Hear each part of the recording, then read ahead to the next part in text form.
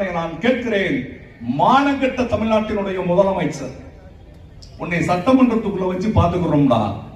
நாங்க என்ன கோமாளி பையில நினைச்சுக்கிட்டு இருக்கிற? சட்டமன்றத்தை பூட்டுவானா? பூட்டினா உனக்கு எலும்பு இருக்காது, உடைச்சிட்டு தான் உன்னை இவனை அடித்து விடுவானா. பூட்டி பாரு சட்டமன்றத்தை. இப்ப இருக்கிற எம்எல்ஏ மார்க்கண்டேயன், லாத்திகுளம் தொகுதி எம்எல்ஏ மார்க்கண்டேயன் முதலமைச்சரை எலும்பு உடைச்சிருவானா. மணலை திருடி பிழைப்பை நடத்தி கொண்டிருக்கும் களவாணி பைய மார்க்கண்டேயன் இப்பொழுது இருக்க முதலமைச்சர் விஜய் அவர்களை கைகாலை உடைத்து விடுவானாம். அவர் பேசுறாரு அப்படி.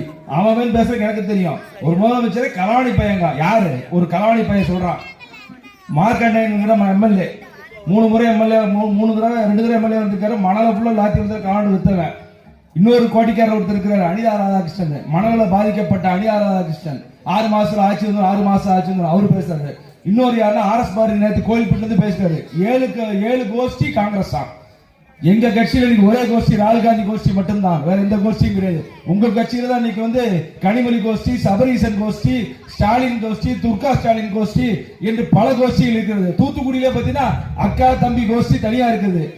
தூத்துக்குடியில முன்னாள் அமைச்சர் கீதா ஜீவன் கோஷ்டி, ஜெகன் பெரியசாமி கோஷ்டி, அனிதா கோஷ்டின்னு எத்தனை கோஷ்டி இருக்கு உங்க திமுக இன்னைக்கு?